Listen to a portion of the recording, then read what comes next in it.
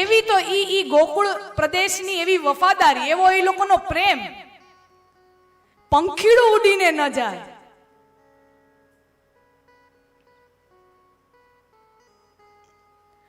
और इस दिल में क्या रखा है, और इस दिल में क्या रखा है, तेरा ही नाम लिखा रखा है, तेरा ही नाम लिखा रखा है. चीर के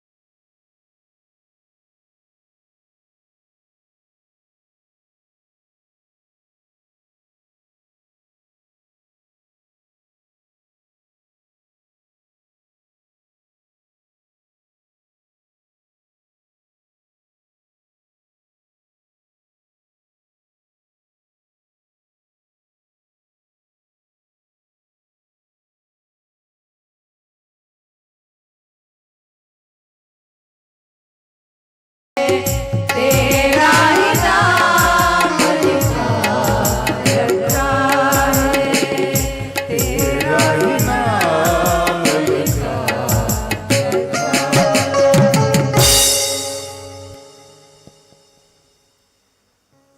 કૃષ્ણ તરફથી મળતી વિદાયની વેદનાનો પણ સ્વીકાર છે રાધાને.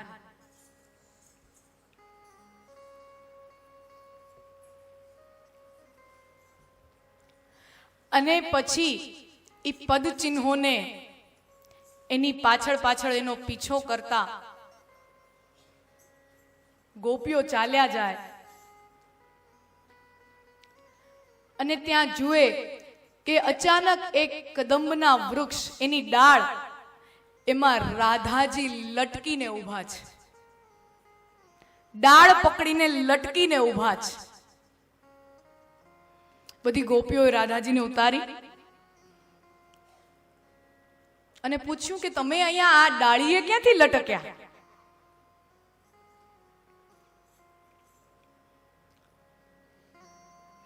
તો કે આપણે સૌ રાસ રમી રહ્યા હતા, એમાંથી કૃષ્ણ અચાનક મારો હાથ પકડી અને તમારા બધાયથી દૂર મને લઈ ગયો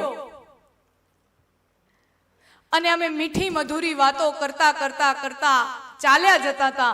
હું થાકી, મારા પગ થાક્યા. મેં કનૈયાને કીધું કે તું મને તારા કંધા ઉપર ઉપાડી લે, હવે મને ચાલવામાં દુખે છે. કનૈયાએ મને એના કંધા ઉપર ઉપાડી. ઈ મીઠી મીઠી વાતો કરતો જાય અને હું બેઠી બેઠી હસ્યા રાખું, સ્મિત આપું. અને ત્યાં એવો અચાનક મારા મનમાં એવો ભાવ આવ્યો કે ગોપીઓ કેટલી શ્રેષ્ઠ, કે કૃષ્ણ એની સાથે રાસ રમી રહ્યા છે. અને આ બધી ગોપીઓમાં હું તો સર્વશ્રેષ્ઠ, કે પ્રભુ મને એકાંતનો લાભ આપી રહ્યા છે. અને જેવો મારા મનમાં આ ભાવ આપ્યો કે કૃષ્ણ મને એકાંતનો ભાવ આપી રહ્યા છે, લાભ આપી રહ્યા છે, હું કેટલી સર્વશ્રેષ્ઠ. એવી ખબર નહીં અચાનકથી આ ઝાડની ડાળ ક્યાં આવી, જે મેં આ પકડી ત્યાં કૃષ્ણ નીચેથી ગાયબ.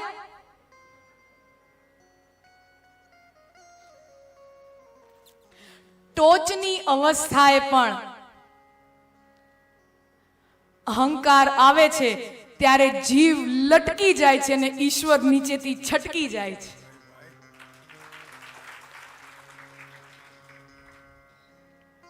ગોપીઓને સમજાણું, આપણા મનમાં પણ આ જ વિચાર આવ્યો હતો અને આ જેવો આ વિચાર આવ્યો, કૃષ્ણ આપણી પાસેથી વયો ગયો.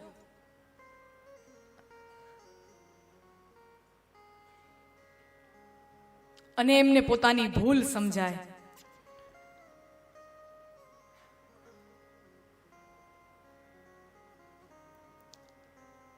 અને ભક્તિ માર્ગનો આ મોટામાં મોટો પડાવ કહેવાય. આપણા જીવન કોઈ ભક્તિ માર્ગની કોઈ પણ જીવનના પડાવમાં આપણે હોઈએ, ભગવાનની મોટામાં મોટી આપણા ઉપર કૃપા ત્યારે થઈ સમજાય કે જ્યારે આપણને આપણી ભૂલ સમજાય. નહીતર આપણને આપણી ભૂલ ક્યારેય ન સમજાય. આપણને હંમેશા બીજાની ભૂલ જ દેખાય. આપણી ભૂલ સમજાય એ તો ક્યાંક ઉપરથી કૃપા થઈ હોય તો આપણને એનું જ્ઞાન થાય કે હા, મારાથી આ ભૂલ થઈ. કૃપા ભઈ તબ જાનીએ જબ દિખે अपन के दोष.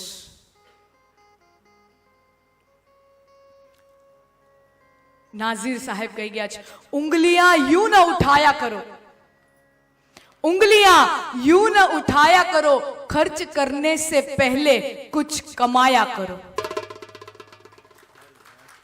કોઈની ઉપર આંગળી ચીંધવી સહેલી જ, પણ જ્યાં ઈ વ્યક્તિ ઈ પોઝિશન ઉપર છે, ઈ જે જગ્યાએ છે એટલું તમે કમાઈ તો જુઓ, ઈ જગ્યાએ તમે પહોંચી તો જુઓ, ઈ પદ પણ તમે કમાઈ તો જુઓ. उंगलियां यूं न उठाया करो, खर्च करने से पहले कुछ कमाया करो. जिंदगी खुद समझ जाओगे, बारिशों में पतंगे उड़ाया करो. જિંદગી શું છે એ તમે ત્યારે જ સમજશો જ્યારે તમે વરસાદમાં પતંગ ઉડાડશો. હવા અનુકૂળ હોય ત્યારે તમે આમ એક ટીચકું આપણે મારીએ તો પતંગ આમ આકાશમાં ઉડવા મંડી જાય, પણ જ્યારે પ્રતિકૂળ વાતાવરણ હોય, વરસાદ વરસતો હોય, ત્યાં ઉડાડી જુઓ પતંગ કે ખ્યાલ આવે કે જિંદગી શું ચીજ છે. નાઝિર સાહેબ કહે છે, जिंदगी क्या चीज है खुद समझ जाओगे, बारिशों में जाके पतंगे उड़ाया करो. और शाम के बाद अगर सहर देख लो, शाम એટલે રાત, सहर એટલે सुबह सवार, शाम के बाद अगर सहर देख लो तो भूखे को खाना खिलाया करो. અને અજ્ઞાનની રાત્રિ પછી જ્ઞાનની સવાર જો ઉગે, પોતાની ભૂલ સમજાય ઈ પછી બીજા કોઈ એ ભૂલ ન કરે. ઈ જો કોઈ એવો ભૂખ્યો ઈ જીવ ઈ રસ્તે જતો હોય તો એને ટુકડા ખિલાયા કરો, એને ખાના ખિલાયા કરો. એટલે રોટલી ખવડાવો એવો આયા મતલબ નથી. એનો મતલબ ઈ જ્યાં તમારા અનુભવ જો એને કામ આવી શકતા હોય તો તમારા અનુભવની રોટલી એને ખવડાવ્યા કરો. उंगलियां यूं न उठाया करो, खर्च करने से पहले कुछ कमाया करो. અને ગોપીઓને વિચાર આવે છે, પોતાની ભૂલ સમજાય અને કહ્યું કે આપણા જ વિચારો, આપણો જ અહંકાર, એના કારણે કૃષ્ણ અહીંયાથી નીકળી ગયા, અહીંયાથી અંતર ધ્યાન થઈ ગયા. હવે આપણે કૃષ્ણને બોલાવશું, કૃષ્ણને ગોતશું. કૃષ્ણએ આપણને વાંસળી વગાડીને અહીંયા બોલાવ્યા છે ને, અને આપણે આવ્યા છીએ. આપણે પણ કૃષ્ણ માટે ગીત ગાશું, એટલે કૃષ્ણને પણ આપણી પાસે આવવું જ પડશે.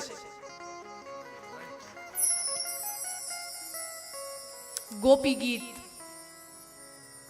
31મા અધ્યાયની અંદર 19 શ્લોક છે. ખરેખર 19 ગોપીઓ છે અને દરેક ગોપીએ એક એક ગીતની એક એક કડી, એક એક શ્લોક ગાયા છે. એની અંદર શૃંગાર રસ છે, પ્રેમ છે, કૃષ્ણને ઠપકો પણ છે, થોડી હળવી મીઠી ગાળો પણ છે.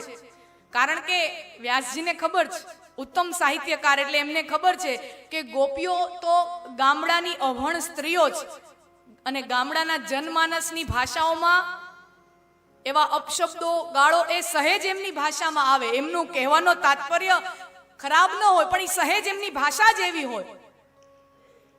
તો ગોપી ગીતની અંદર હળવી મીઠા ઠપકાઓ ગાળો રૂપે આપ્યા છે કૃષ્ણ માટે. પ્રેમ કેવો,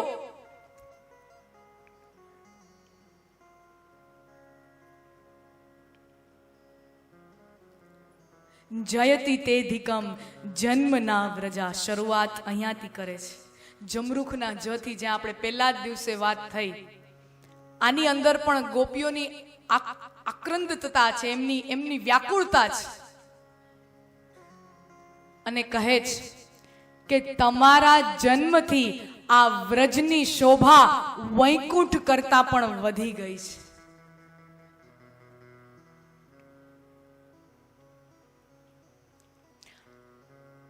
અને શ્રીમદ વલ્લભાચાર્યજીએ જ્યાં વૈષ્ણવોનું પુષ્ટિ માર્ગ કહેવાય, એમાં બ્રહ્મ સંબંધ આપીને જ્યારે વૈષ્ણવોને પુષ્ટિ માર્ગમાં સમાવવાની જ્યારે એમને શરૂઆત કરી વલ્લભાચાર્યજીએ, ત્યારે બ્રહ્મ સંબંધનો ખૂબ સરસ એમને ભાવાર્થ કર્યો, જે ગોપી ગીતમાં પણ એ ભાવાર્થ છે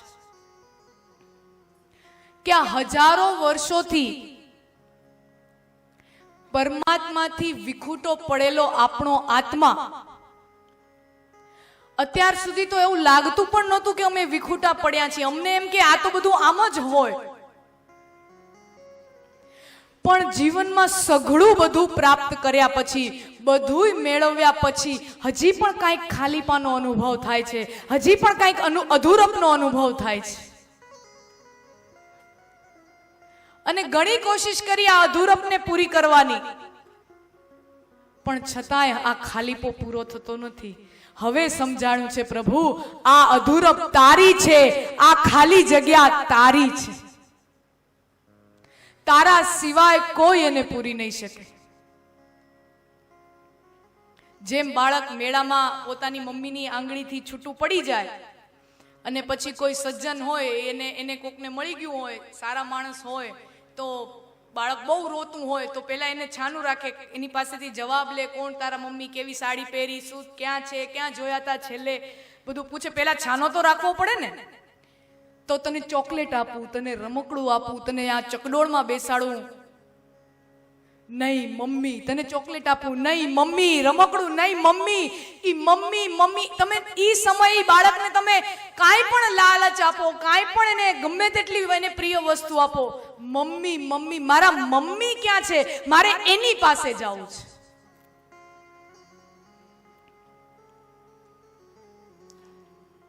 એ ભાવ ગોપીઓનો છે. અને આગળ કહે છે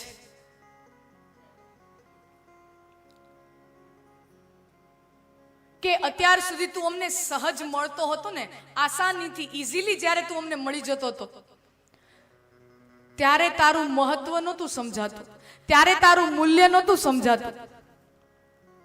પણ હવે તું અહીંયા અમારી પાસે નથી ને, ત્યારે અમને સમજાય છે કે અમે કેટલી મૂલ્યવાન વસ્તુ ખોઈ બેઠા છીએ. અમે અમારા જીવનનો કેટલો મૂલ્યવાન ભાગ અમે ખોઈને બેઠા છીએ. તું આવતો, અમારા સાડીના પછેડા છેડો આમ પકડીને ઊભો રહી જતો, અને અમે સાડીનો છેડો તારા હાથમાંથી આમ ખેંચતા. પણ હવે અમે તારા એ જ પ્રેમાળ હસ્ત, તારા એ જ પ્રેમાળ હાથ માટે ઝૂરી રહ્યા છીએ. કાના, તું આવ, મારા સાડીનો છેડો પકડ. અમે ઘરના કામોમાં વ્યસ્ત હોઈએ, માખણ દોહતા હોઈએ, વલોવતા હોઈએ,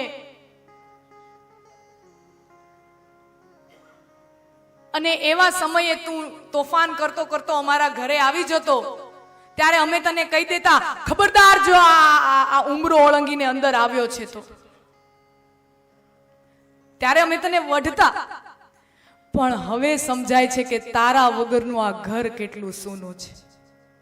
તું આવ, તારા ચરણ કમલ અમારા હૃદય ઉપર પધરાવ.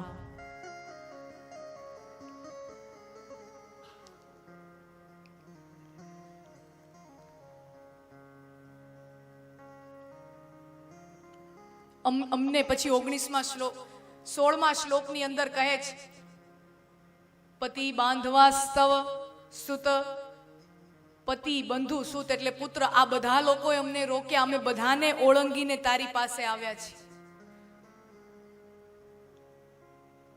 શું કામ? કારણ કે તું અચ્યુત છો.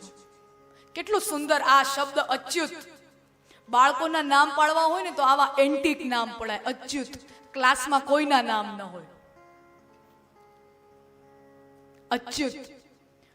મહાભારતની અંદર, ગીતાની અંદર કૃષ્ણ પણ આ શબ્દથી, આ નામથી ભગવાનને બોલાવે છે, હે અચ્યુત. અચ્યુત એટલે જે ચલિત થયો નથી અને જે ક્યારેય ચલિત થવાનો પણ નથી, જે સ્થિર છે તે અચ્યુત. ન ચલતી નપી ચવિષ્યતિ ઇતિ અચ્યુત.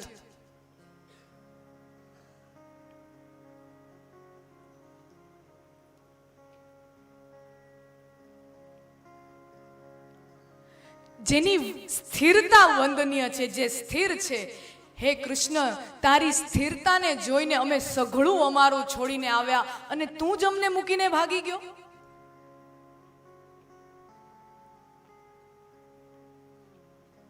અને પછી હજી એક નામે બોલાવે છે, ગતિવિદ. કૃષ્ણને કહે છે, હે ગતિવિદ. બહુ સુંદર શબ્દ. ગતિ એટલે જીવની જે ગતિ થાય, વિદ એટલે જાણવું. સંસ્કૃતમાં વિદ શબ્દનો અર્થ છે જાણવું, ટુ નો. એના ઉપરથી વેદ શબ્દ એટલે જ્ઞાન, જેની અંદર જાણકારી છે, જેની અંદર જ્ઞાન છે, એ વેદ. ગતિવિદ કૃષ્ણ માટે અહીંયા શબ્દ વપરાણો છે. કે અમે જન્મ્યા ત્યારથી અમે શું શું કર્મ કર્યા એ તો કદાચ અમને ખબર હશે, એનો હિસાબ કદાચ અમે રાખી શકીએ. પણ આ જન્મ જ્યારે છૂટે, આ શરીર જ્યારે છૂટે પછી જીવની શું ગતિ થાય, પછી કેવા કર્મોમાં ફસાય, એ અમે નથી જાણતા. પણ એ તું જાણે છે. તું ગતિવિદ છો, તું ગતિને જાણનાર છો. એટલે એનો કહેવાનો આશય એ કે અમે નથી જાણતા અમે અમારા કયા કર્મોના ફળ ભોગવી રહ્યા છીએ કે અમને તારાથી વિખૂટું પડી જવું પડે. પણ તું તો જાણે છે ને, તો તું અમને આવીને કે. અને પછી કહે છે ખિતઃ યોષિત, પછી મીઠા મીઠા ઠપકાઓ આપે છે. લુચ્ચા, ખિતઃ એટલે લુચ્ચો.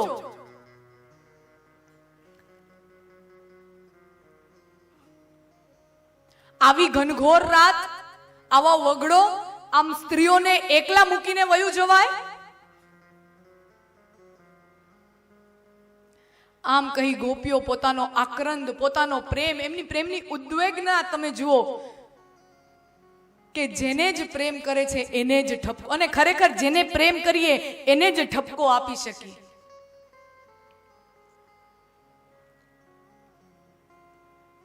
અને પછી ગોપીઓના આવા પ્રેમથી અભિભૂત થઈને કૃષ્ણ ત્યાં ફરીથી પ્રગટ થયા છે. કારણ કે એ જઈને છુપાઈ પણ ક્યાં શકે? જે અત્ર તત્ર સર્વત્ર છે એ માણસ છુપાઈ ક્યાં શકે? આપણે છુપાઈ શકીએ કારણ કે આપણે એક જગ્યાએ હોય તો બીજી જગ્યાએ ન હોય, પણ જે માણસ જે બધી જગ્યાએ હોય એ છુપાઈ ક્યાં શકે? એની માટે છુપાવવાનો કોઈ રસ્તો જ નથી. જ્યાં અંતર ધ્યાન થયા ત્યાં ને ત્યાં પાછા પ્રગટ થયા છે. અને ફરી પાછા કૃષ્ણે વેણુના સુર એવા વહેતા કર્યા છે, એવું મોરલીના સુરે, મોરલીના નાદે ફરી પાછો દિવ્ય મહારાસ લીલાનું ત્યાં સર્જન થાય.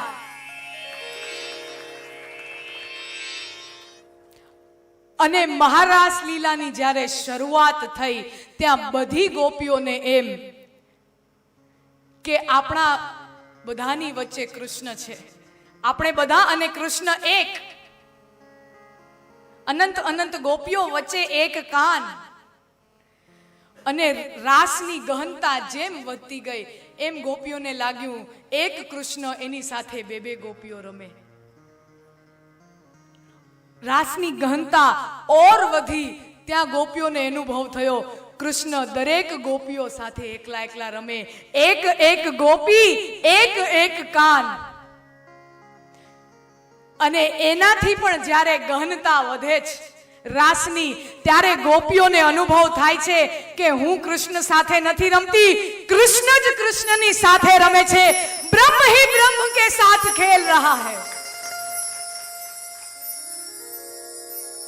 રાસમાં શરીરનું મહત્વ આમ વિસરાય છે, જેની શરૂઆત જ્યાંથી આપણે કરી હતી. તો આવો બે ઘડી માટે આપણે પણ અહીંયા એવા મહારાસ લીલાનું જે વર્ણન સાંભળ્યું, તો બે ઘડી માટે આપણે પણ ઈ મહારાસ લીલાનો ભાગ બનીએ અને પછી આગળની કથાનું શ્રવણ આપણે આગળની કથા ઉપર ગતિપૂર્વક વધીએ. આશા ભૈરાને અમે આવ્યાને મારા વાલે રમાડા રાસ રે આવેલ આશા ભૈરાને અમે આવ્યાને મારે વાલે રમાડ્યા રે આવેલ આશા આશા ભૈરાને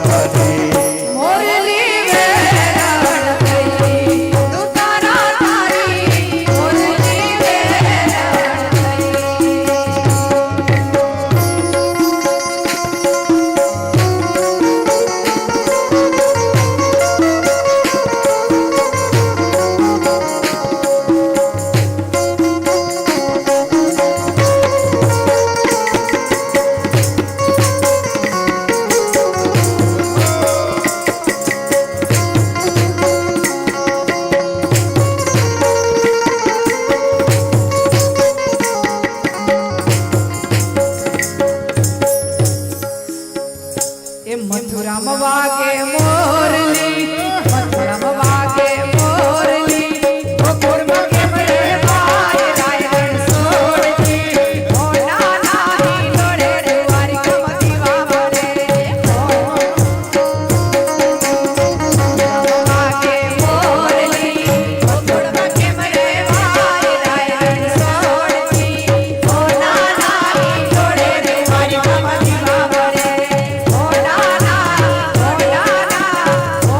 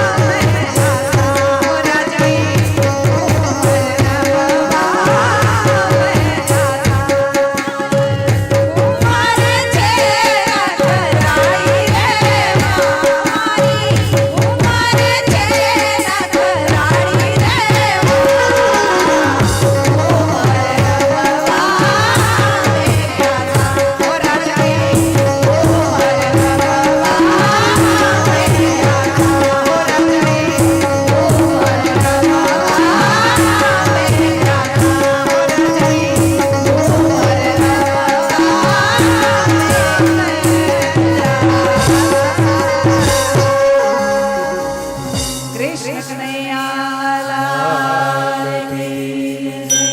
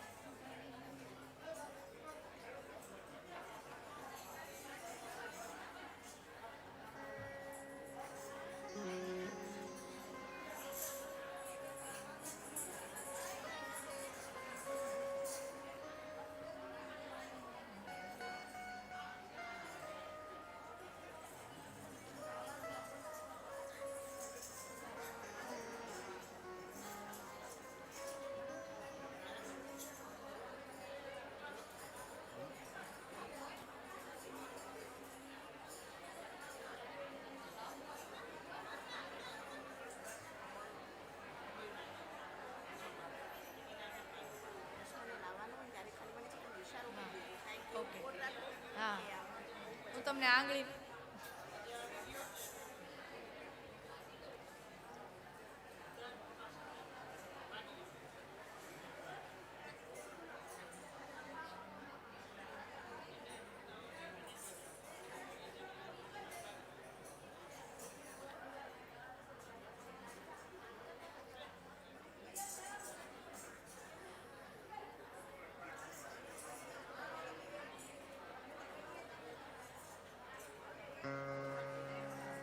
કૃષ્ણ કનૈયા લાલ કી જય.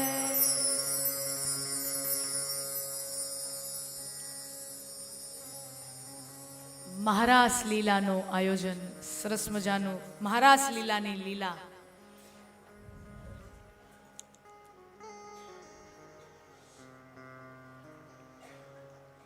અને પછી હવે સમયની મર્યાદામાં ગતિપૂર્વક કથાના પ્રસંગોમાં આગળ વધીએ.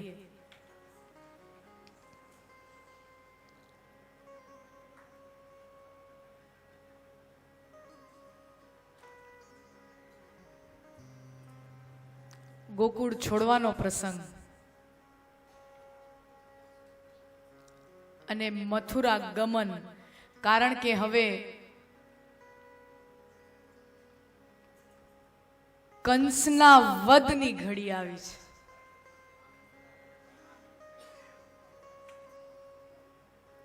અને તમે ત્યારે વિચાર કરો, નારદજીએ જ્યારે મોકલ્યા, નારદજી આવ્યા કંસ પાસે અને કીધું કે તું એમ વિચારે છે કે તારો કાળ તો હવે મરી ગયો હશે. તારો કાળ વ્રજમાં રાસ રમી રહ્યો છે.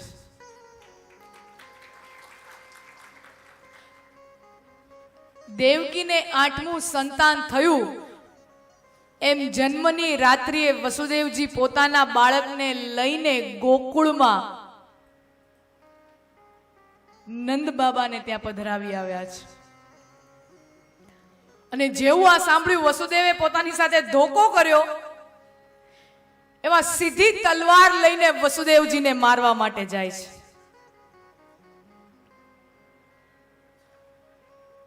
ત્યાં નારદજી એને સમજાવે છે કે જો ભાઈ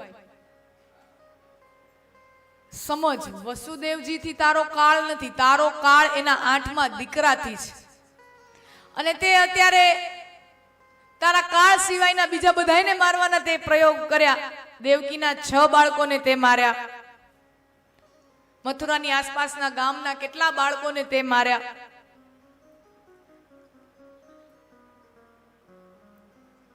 પણ તારો કાળ હજી મર્યો નથી. અને વસુદેવને જો તું આજે મારીશ તો તારો કાળ તને કાલે મારવાનો હશે, એની જગ્યાએ આજે મારવા માટે આવી પહોંચશે. તું જેવું વસુદેવજીને કાંઈ હાનિ કરીશ એવી તારી ઊંધી ગણતરી શરૂ થવા માંડશે. એટલે હવે તારે જે પણ કાંઈ કરવું હોય, મેં તને સરનામું આપી દીધું, તું ત્યાં જઈને તારા કાળ સાથે ડાયરેક્ટ કર.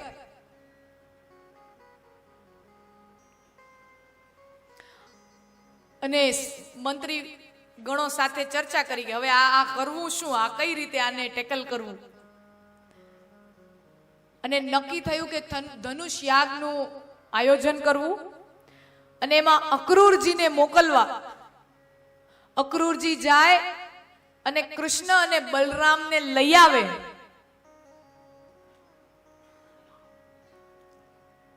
અને પછી એને અહીંયા ચાણૂર જેવા રાક્ષસોથી, પહેલવાનોથી, બલવાનોથી મલ્લ યુદ્ધની અંદર એના કાળનો ખાત્મો કરવો. આવું એક આયોજન કાવતરું ઘડાનું. અને પાત્ર પસંદ કર્યું અક્રૂરજીને. અક્રૂરજી બહુ મજાનું વ્યક્તિત્વ છે, મિર્ઝાપુરી લોટા જેવું. એ કઈ બાજુ ખાબકે કઈ બાજુ ધબકે કઈ નક્કી ન કહેવાય. આની હારે હોય તો આની હારે મીઠું મીઠું બોલે, ઓની હારે હોય તો ઓની હારે મીઠું મીઠું બોલે, જે કોઈના ન હોય.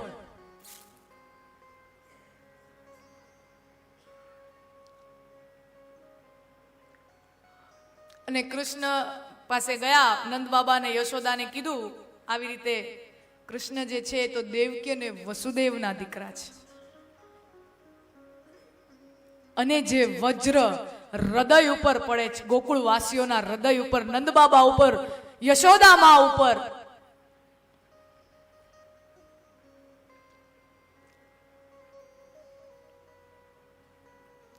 અને કૃષ્ણને પોતાના સખાઓને, પોતાની ગોપીઓને, પોતાના માતા પિતાને, અત્યાર સુધી જેને માતા પિતા માનતો આવ્યો છે એવા માતા પિતાને, પાલક માતા પિતાને છોડીને જવાની ઘડી છે.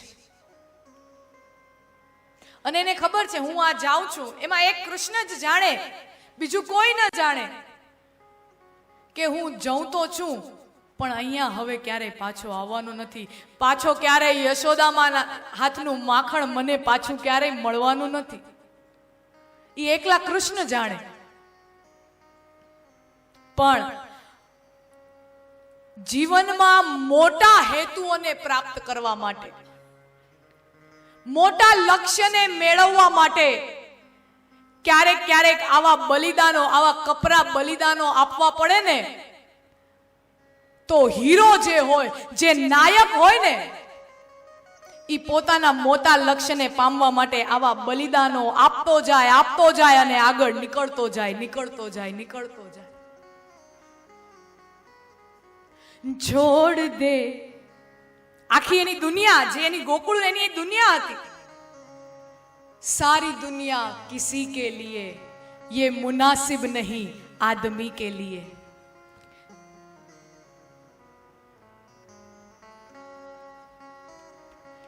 छोड़ दे सारी दुनिया किसी के लिए, ये मुनासिब नहीं आदमी के लिए. छोड़ दे सारी दुनिया किसी के लिए.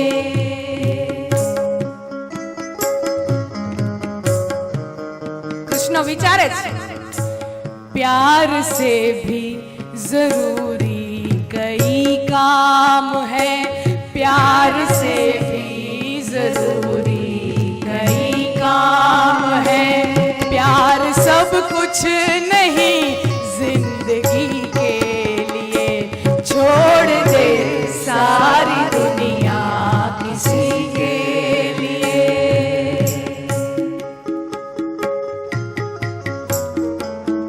ગોપીઓને છોડવાની છે, પોતાની માતાને છોડવાની છે. ખબર છે કે આ તન હવે ઈ લોકોને મળી નથી શકવાનું. આ શરીરથી હવે ઈ ક્યારેય આ શરીરો નથી મળવાના. तन से तन का मिलन हो न पाया तो क्या, मन से मन का मिलन कोई कम तो नहीं. तन से तन का मिलन हो न पाया तो क्या, मन से मन का मिलन कोई कम तो नहीं. खुशबू आती रहे दूर ही से सही, पास में हो चमन कोई कम तो नहीं. खुशबू आती रहे दूर એમના પ્રેમની સુવાસ ભલે ને દૂરથી આવતી રહે, तन से तन का मिलन हो न पाया तो क्या, मन से मन का मिलन कोई कम तो नहीं। मने मन थी यशोदा थी कोई दूर नहीं करी शकवानु, मने मन थी राधा थी कोई दूर नहीं करी शकवानु। खुशबू आती रहे दूर से तो क्या, दूर थी भले ने खुशबू आवे, बगीचो नजीक ज होय एवुं जरूरी तो नहीं। चांद मिलता नहीं, चांद मिलता नहीं सबको संसार में, चांद मिलता नहीं सबको संसार में, है दिया ही बहुत रोशनी के लिए, छोड़ दे सारी दुनिया किसी के लिए, छोड़ दे सारी दुनिया किसी के लिए। कितनी हसरत से तकती है कलियां तुम्हें।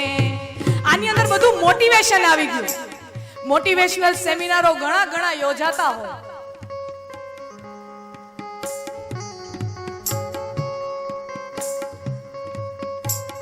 मनने मजबूत केम करूं, मन ने मक्कम केम करूं।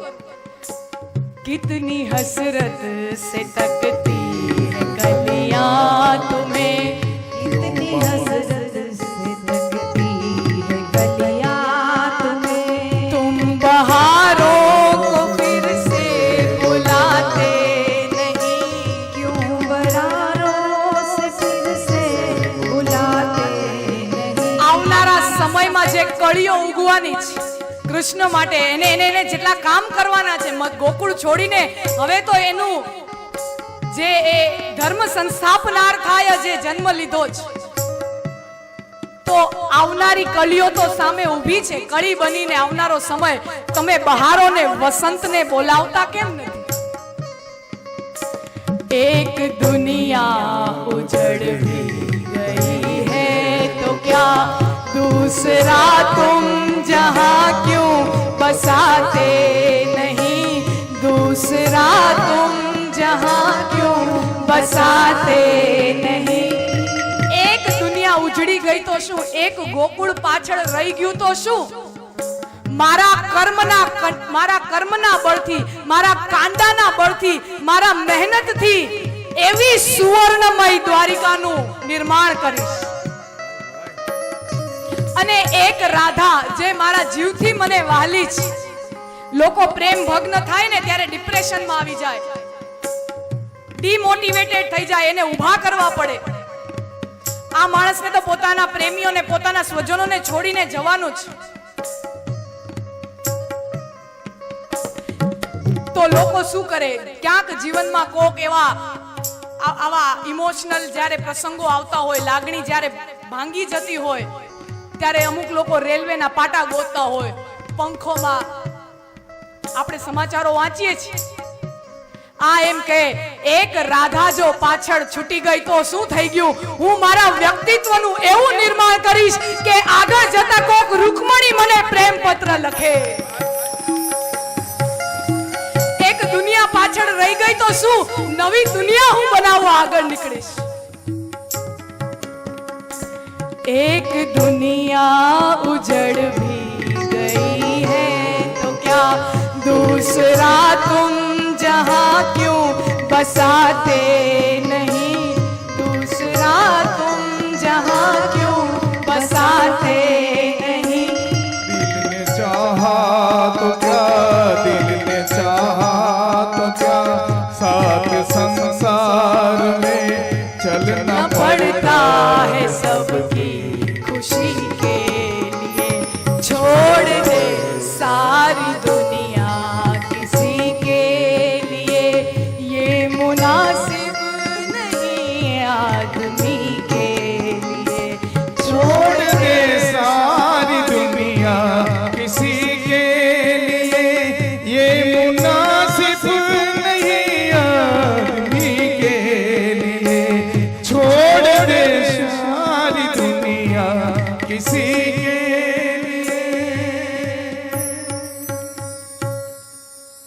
આવનારા ભવિષ્યનું સપનું લઈને કૃષ્ણ, કારણ કે એને એના અવતાર કાર્યનું જ્ઞાન છે, એનું ભાન છે, એની કર્તવ્યની, એના ફરજની એમને જાણ છે.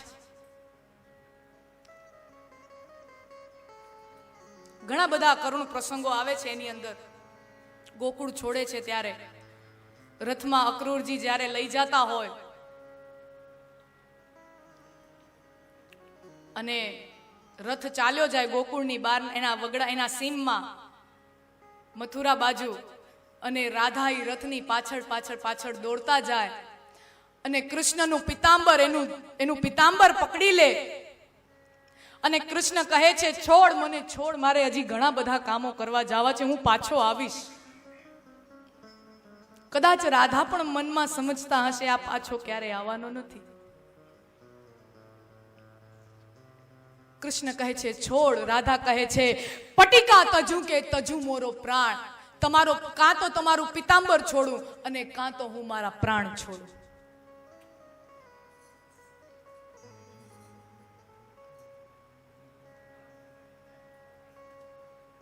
સૌ બધો સ્નેહ, બધો પ્રેમ, પોતાનો પરિવાર ત્યાં જ પાછળ રાખીને કૃષ્ણ મથુરા પહોંચ્યા છે.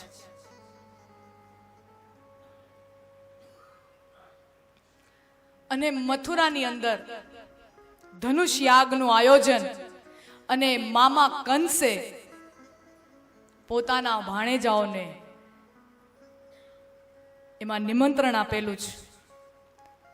ચાણૂર અને મુષ્ટિક નામના પહેલવાનો સાથે સૌ પ્રથમ તો બંને ભાઈઓ બાથ ભીડે, મલ્લયુદ્ધ થાય,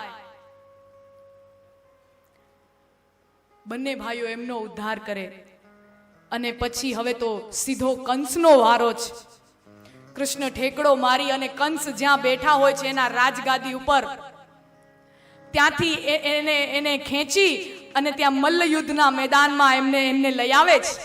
અને પોતાના મુઠ્ઠીના 2 પ્રહારોથી કંસનો ત્યાં જ ઉદ્ધાર કરે છે.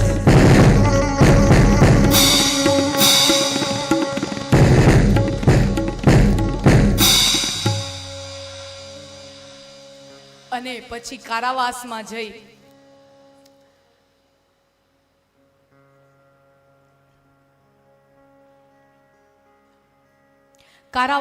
જઈ અને સીધા પોતાના માતા પિતા દેવકી અને વસુદેવજીને મુક્ત કરે છે. તમે વિચાર કરો ત્યારે દેવકી અને વસુદેવની મનોસ્થિતિ શું હશે કે જન્મતાની સાથે બાળકોને છોડી દીધા છે, અને એ અત્યારે આટલા મોટા થઈને અમારી સામે આવ્યા છે. દેવકીના મનમાં તો કૃષ્ણનું, એના લાલાનું એ જ સ્વરૂપ હોય ને, આટલો છોડ્યો હોય, એ સિવાય તો એના મનમાં સ્મૃતિ શું હોય?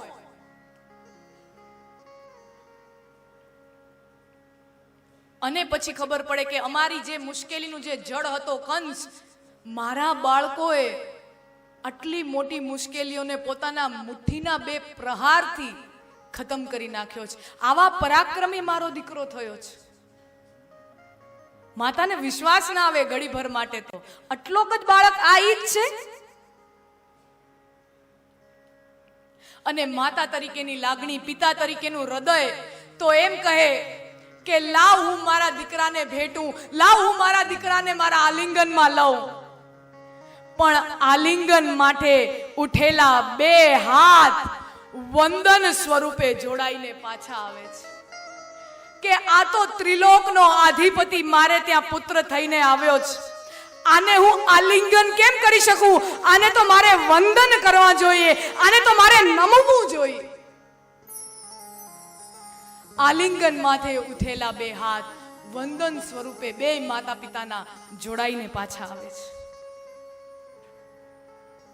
અને ત્યારે કૃષ્ણ બહુ સરસ કહે છે, માં મને ક્ષમા કરજે, હું તારો બહુ મોટો અપરાધી છું. મારા કારણે મારા ભાઈઓનું મૃત્યુ થયું, મારા કારણે તારા વહાલ સોયા દીકરાઓને મરવું પડ્યું. બધી સમસ્યા મારા કારણે છે. હું તારા પેટે અવતર્યો ને એટલે તને આટલા વર્ષોથી આ જેલના બંધનો આવ્યા છે.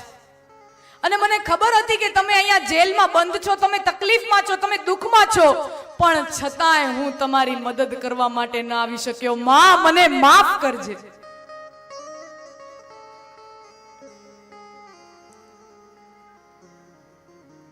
એની કથાઓ ગવાય.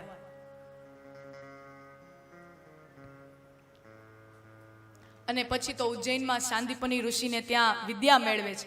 અને એમાં પણ તમે જુઓ, મથુરામાં કંસને માર્યા પછી ખરેખર જે રાજાને મારે ટેકનિકલી ઈ રાજ સિંહાસનનો અધિકારી બને. જે કોઈ માણસ રાજાને મારે ઈ રાજ સિંહાસનનો અધિકારી બને. આ એને અધિકારથી મેળવ્યું છે.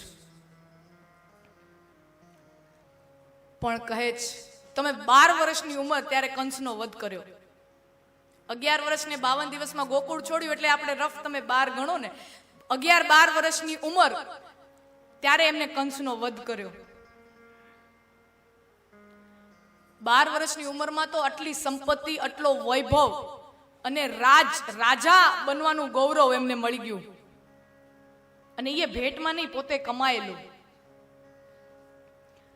ઈ પાવરને, ઈ પોલિટિક્સને, ઈ વૈભવને, ઈ પૈસાને, સંપત્તિને બધાને ઠોકર મારીને કહે છે મને આ ન જોઈએ. મારી તો જ્ઞાન મેળવવાની ઉંમર છે, મારી ભણવાની ઉંમર છે. હું તો સાંદીપની ઋષિના આશ્રમમાં જઈશ અને ત્યાં વિદ્યા મેળવીશ, ત્યાં નોલેજ મેળવીશ. કમાવાનો વારો આવશે. રાજ સિંહાસન તો મારા માટે આગળ જતા સુવર્ણમયો પડ્યા રહેશે. હું પોતે કમાઈ લઈશ. અત્યારે મારી ભણવાની ઉંમર છે. અને સાંદીપની ઋષિના આશ્રમમાં વિદ્યા પ્રાપ્ત કરે. અને બધી વિદ્યા મેળવી ગુરુને સમજાણો, સાંદીપની ઋષિને, કે આ તો અખિલ જગનો તાત છે, આ કોઈ વૈશ્વિક શક્તિ છે. અને કૃષ્ણને આવીને કહે છે કે તમને જેટલું વિદ્યાદાન અહીંથી થઈ શકે એમ હતું એ બધું અહીં એ કાર્ય પૂર્ણ થયું છે. હવે આપ વિશ્વમાં જાઓ અને સમાજને નવો માર્ગ, નવો કેળો ચીંધો. અને કૃષ્ણ ત્યારે કહે છે કે હું તમને ગુરુ દક્ષિણામાં શું આપું? તમે મને વિદ્યાદાન આપ્યું છે, એનું ઋણ તો મારે ચૂકવવું પડે. સાંદીપનીજી કાંઈ કહેતા નથી, પણ આજુબાજુના પોતાના ગુરુ ભાઈઓ જે હોય, એક જ આશ્રમમાં જે ભણતા હોય મિત્રો, એ બધાને પૂછ્યું અને જાણકારી મેળવી કે સાંદીપની ઋષિનો જે દીકરો છે સાંદીપન, એને પંચજન્ય નામનો રાક્ષસ ઉપાડીને લઈ ગયો છે. અને ગુરુ માતા એનાથી બહુ વ્યથિત છે. કૃષ્ણ, તું જો કાંઈ કરી શકતો હોય ને તો ગુરુ માતાને અને ગુરુજીને તું એમનો દીકરો પાછો અપાવી દે. અને 7 સમંદર પાર કરી પંચજન્ય રાક્ષસ સાથે યુદ્ધ કરે અને એની પાસે જે કેદમાં એમનો જે દીકરો છે સાંદીપન, એને ત્યાંથી છોડાવી અને પોતાના ગુરુને અને ગુરુ માતાને પાછો સોંપે છે. અને જે પાંચજન્ય રાક્ષસનો જ્યાં ઉદ્ધાર કર્યો, એના હાડકામાંથી જે શંખ બન્યો એને કહેવાય પાંચજન્ય શંખ, જેનો ઉપયોગ કૃષ્ણ ભગવાન મહાભારતના યુદ્ધની અંદર કરે છે. પંચજન્ય શંખ.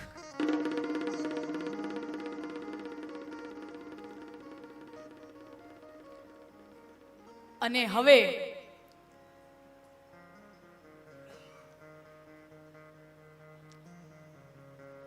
વિદ્યા પ્રાપ્ત કરીને જ્યારે પાછા મથુરા આવ્યા, કંસના પિતા ઉગ્રસેન એને મથુરાની ગાદી ઉપર બિરાજમાન કરેલા છે.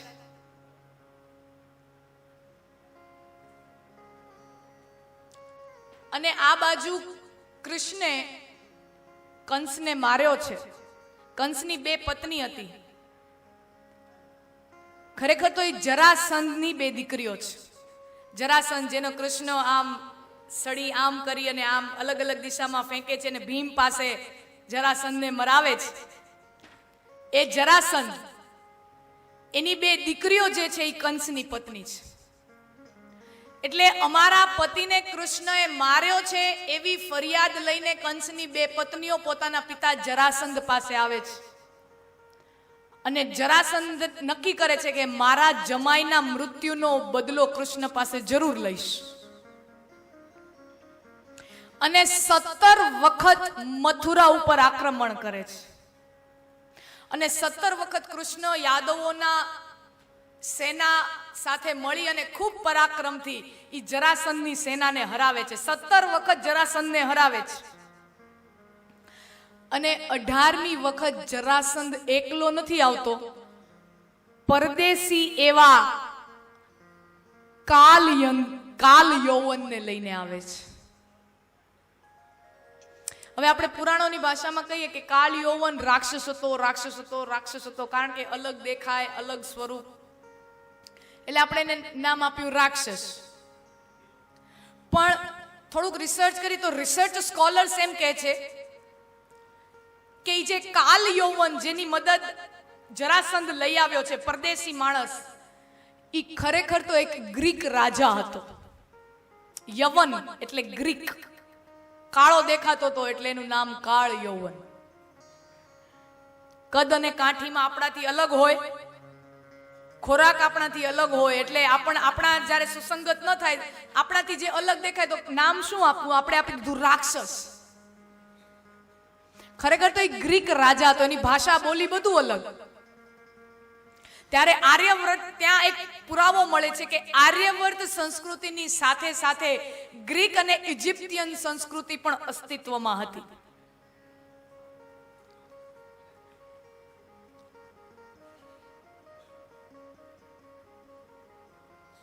અઢારમી વખત જ્યારે કાળ યૌવનને લઈને આવે છે ત્યારે હવે કૃષ્ણ મથુરામાં મીટિંગ બોલાવે યાદવોની અને કહે છે આ જરાસંધ છે ને 17 વખત આપણી ઉપર આક્રમણ કર્યું. હવે એક વાત તો નક્કી છે, એને મથુરાના સિંહાસનમાં કે મથુરાની સંપત્તિમાં કોઈ રસ નથી. મથુરાના સિંહાસન માટે યુદ્ધ કરવા નથી આવતો. એનો એક જ મિશન છે, કૃષ્ણને મારવો, કૃષ્ણને હેરાન કરવું. એનું 1 પોઈન્ટ મિશન ઈ જ છે, કૃષ્ણને કેમ હેરાન કરી. એટલે હું જ્યાં સુધી અહીંયા મથુરામાં છું ત્યાં સુધી એના આક્રમણો ચાલતા જ રહેશે અને હું અહીંયા રહીશ તો મારા કારણે તમે પણ બધા હેરાન થતા રહેશો. તો એક કામ કરીએ, તમારા બધાયને શાંતિ મળે, તમને બધાયને વારંવાર યુદ્ધ ન કરવા પડે, એના માટે કાલ વહેલી સવારે હું મથુરા છોડીને ભાગી જઈશ. ભાગવાની લીલા કરે છે. આજ તો કૃષ્ણ ભાગવાનો જ છે સતત. લગ્ન હમણાં ભાગીને જ કરવાના છે.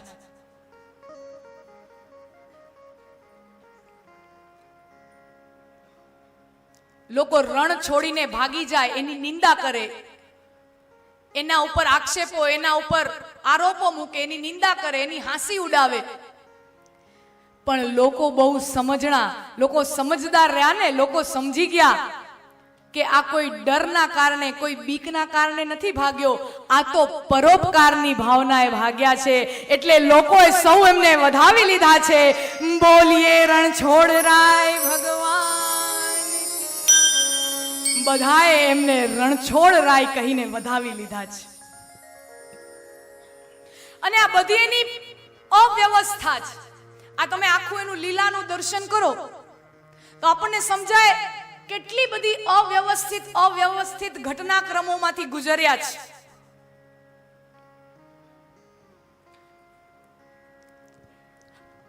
ઈ ઉપર જે પણ કોઈ ઉર્જા છે, પરમાત્મા, ભગવાન, ઈશ્વર કે નીચે ઈ જ્યારે રૂપ લઈને આવે, ઈ જે પણ કાંઈ કામ કરે ને એ બધું અસ્તવ્યસ્ત અને અવ્યવસ્થિત જ હોય. સાયન્ટિસ્ટો કહે છે કે બ્રહ્માંડની અંદર એવા પાર્ટિકલ્સ, એવા અણુઓ મળેલા છે. એના ઉપર સ્ટીફન હોકિંગ્સના ને બધા અત્યારે રિસર્ચ ચાલે છે. હવે ઈ બધા અણુઓ જે મળેલા છે એનું નામ આપ્યું છે ગોડ પાર્ટિકલ્સ. અને એ બધા અણુઓ એકબીજાના નિયંત્રણમાં નથી, અનિયંત્રિત છે. એક પણ અણુ એકબીજાના નિયંત્રણમાં નથી, પણ એના નિયંત્રણમાં બ્રહ્માંડના ઘણા ચક્રો છે. કૃષ્ણનું તમે આખું જીવન ચરિત્ર આપણે જોઈએ તો લાભ કોકને મળે, હાનિ કોકને થાય. રામ ભગવાનનું પણ આપણે જોઈએ તો હાનિ કૌશલ્યાને થઈ અને લાભ શબરીને મળ્યો. અપયશ કઈકઈને મળ્યો, જેને સગીમાંથી વધારે ચાહે છે એને અપયશ મળે છે.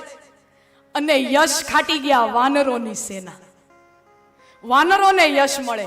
એની લીલા તમે જુઓ. કૃષ્ણ ઈ પણ ચીર હરીએ લે, ચીર પૂરીએ લે, બધું અસ્ત વ્યસ્ત, એને કાંઈ આમ એનું કાંઈ નેઠો જ નહીં. આપણે જે ઘડીએ એવું નક્કી કરીએ કે ઈ હવે આમ આમ આમ જ કરશે, એનાથી તદ્દન વિપરીત થઈને ઉભા રહે. ગોતનારાને ગોત્યો ન જડે,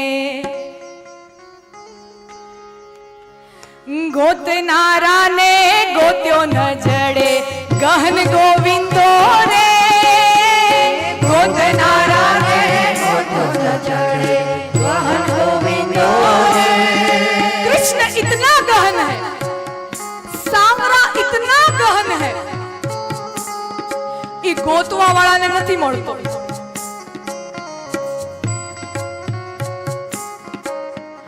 ગોતનારાને ગોઈતો ન જડે, ગહન ગોવિંદો રે. ગોતનારાને ગોઈતો ન જડે, ગહન ગોવિંદો રે. જન્મતાની સાથે પોતાના માંથી વિખૂટું થઈ જવું પડે. કૃષ્ણને જન્મની ઘડીથી જ પોતાની સગીમાંથી યશોદા દેવકી એનથી વિખૂટું થઈ જવું પડે. અને દેવકી કે જેની જન્મ જન્માંતરોની તપસ્યા, જન્મ જન્માંતરોના જાગરણ, એના વ્રત,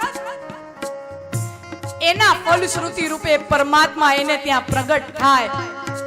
પણ જન્મ લે પોતાને ત્યાં દીકરો થઈને બે પળ માટે એના દર્શન થાય અને પછી એનાથી વિખૂટું થઈ જવું પડે. અને ઓલી બાજુ યશોદાને એમને સૂતા સૂતા મળી જાય, કાઈ કર્યા વગર મળી જાય. ગોતનારાને ગોત્યો ન જડે, ગહન ગોવિંદો રે. ગોતનારાને ગોત્યો ન જડે, ગહન ગોવિંદો રે. હરિ ભક્તોને હાથ વગો છે, હરિ ભક્તોને હાથ વગો છે, પ્રેમ પર ખંડો રે. મોજ મારે મોજ મારે મોજ મારે રે, મોજ મારે મોજ મારે મોજ મારે રે. ગોતનારાને મળતો નથી, ખોજનારાને મળતો નથી, ખોવાઈ જનારાને મળે છે.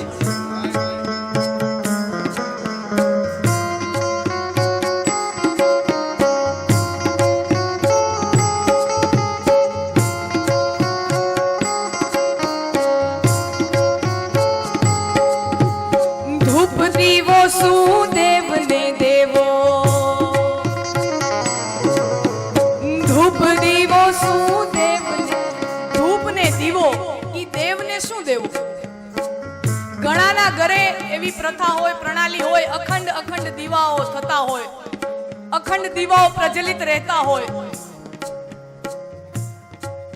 ધૂપ દીવો શું દેવને દેવો.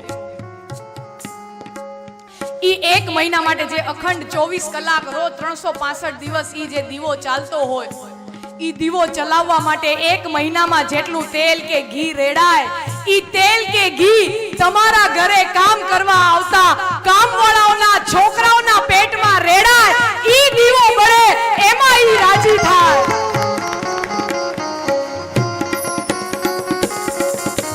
ધૂપ દીવો શું દેવને દેવો, એને દિલ દઈ દેવું રે. ધૂપ દીવો શું દેવને દેવો, દિલ દઈ દેવું રે. અગમ ગોચર અલખ ધણીની, અગમ ગોચર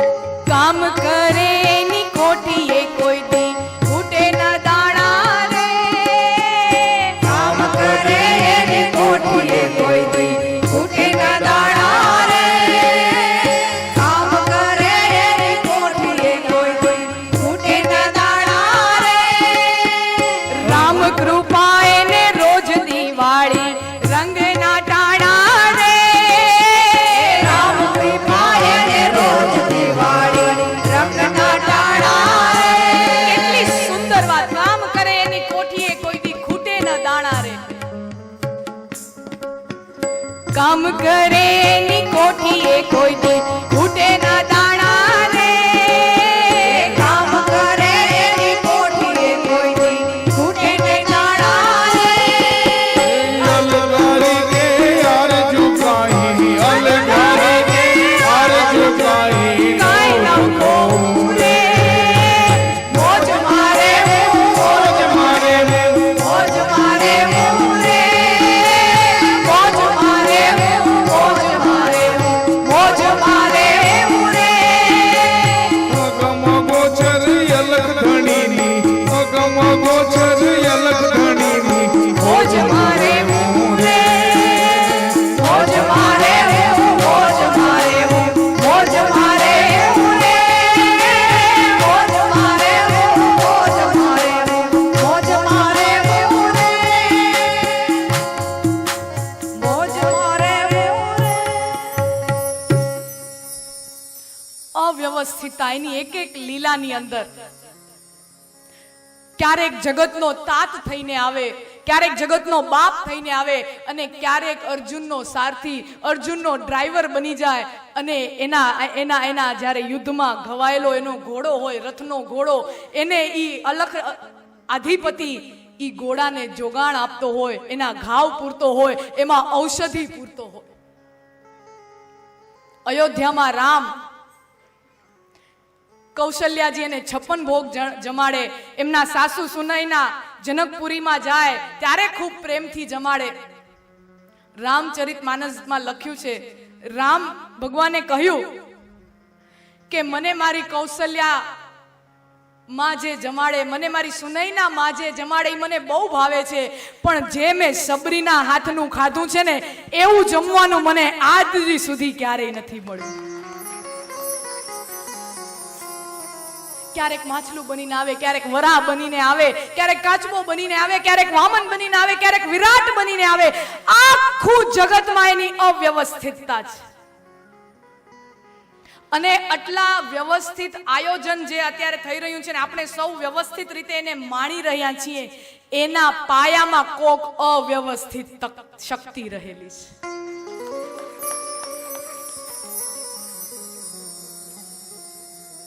કૃષ્ણ નક્કી કરે હું અહીંયાથી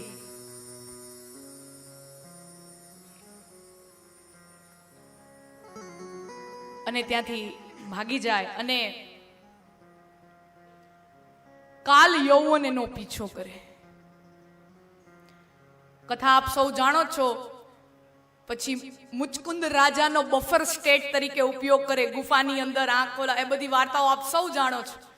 મુચકુંદ રાજાના તપબળથી એનો ઉપયોગ કરીને આપણે શક્તિ જ્યાં વાપરવી ન પડે ને કોક બીજાની શક્તિથી કામ થઈ જતું હોય આપણે કરવું નહીં. કૃષ્ણનો આ પહેલામાં પહેલો નિયમ છે. જે વસ્તુ જોબ વર્ક આપવાથી થઈ જાય એ કોઈ દી આપણે કરવાનું નહીં. કોન્ટ્રાક્ટ આપવાથી આપણે જો છૂટા થઈ જતા હોય એમાં બહુ માથાકૂટ કરવી નહીં, કારણ કે આપણે કરવા જેવા બીજા ઘણા કામ છે. જોબ વર્ક આઉટસોર્સ કરી દેવું. મુચકુંદ રાજા એનો ઉપયોગ કરીને કાળ યૌવનને મરાવે છે. ત્યારે કૃષ્ણની ઉંમર 22 વર્ષની હતી. ભાગવતમાં વર્ણન છે કે ત્યારે કૃષ્ણની ઉંમર 22 વર્ષની છે. અને પછી જરાસંધ તોય પીછો છોડે નહીં અને ભાગતા ભાગતા ભાગતા જરાસંધ પાછળ પડે. આપણે ભાગો ભાગે ભાગે ભાગે ભાગો ભાગો ભાગવામાં 2-3 વર્ષ રખડ્યા અને પછી પ્રદેશ નક્કી કર્યો કે હવે મારી લગ્નની ઉંમર જેવી પહોંચું છું, હવે મારે કંઈક ઠેકાણે પડવું પડશે, નતર છોકરી કોઈ કેમ દેશે. આપણને ગમતી હતી રાધા તો પાછળ રહી ગઈ, હવે એકાદીક જોઈશે તો ખરી ને. એના માટે પેલા મારું ઠેકાણું તો વ્યવસ્થિત હોવું જોઈએ. આવા ભાગતા વરને કોણ દ્વારામતીનો પ્રદેશ પસંદ કરે છે અને વિશ્વકર્માજીને આદેશ કરે છે કે અહીંયા સુવર્ણમય દ્વારિકાનું નિર્માણ કરો. સુવર્ણમય રાજમહેલ, આખી નગરી સુવર્ણની હોવી જોઈએ એવું નિર્માણ કરો. હવે આની અંદર ચોખ્ખું લખ્યું છે ભાગવતની અંદર કે કૃષ્ણ જ્યારે મથુરા છોડીને નીકળ્યા છે ત્યારે ખાલી ગળામાં એક કમળની માળા એટલું જ લઈને નીકળ્યા છે, બીજું આગળ પાછળ એમની પાસે કાંઈ નથી. તો આપણે એક 2 BHK નો ફ્લેટ લેવો હોય તોય આપણને ખબર હોય કે કેટલા 20-100 થાય, કેટલા વર્ષથી સેવિંગ કર્યું હોય, થોડીક લોન લેવી પડે, કોક આમ સગા સંબંધીઓ પાસેથી થોડાક ટેમ્પરરી ટાઈમ માટે ઉછીના લઈ અમે તમને પાછા આપી દઈશું, બધો તોડમેળ કરીને આપણે 2 BHK નો અહીંયા ફ્લેટ લઈ શકતા હોય. તો આ તો આખી સોનાની દ્વારકા બનાવવાની છે, તો નકદ નારાયણ આવ્યા ક્યાંથી? ભાગવતમાં એનું વર્ણન છે, એના પ્રસંગો છે કે 3 વર્ષની અંદર કૃષ્ણએ ઘણા યુદ્ધો કર્યા અને એમાંથી જે સંપત્તિ મળતી જાય એ બધું વિશ્વકર્માજીને આપતા જાય કે તમે આ લ્યો અને સોનાની દ્વારિકાનું નિર્માણ કરો. કોઈ જાદુ આમ છુમ એમ નથી, એવું નથી કર્યું.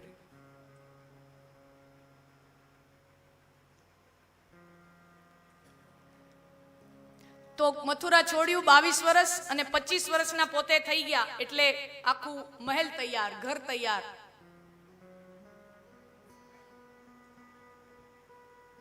તો ઘર તૈયાર, વર પણ તૈયાર, તો રાસ એની જો છો કન્યા પધરાવો સાવધાન.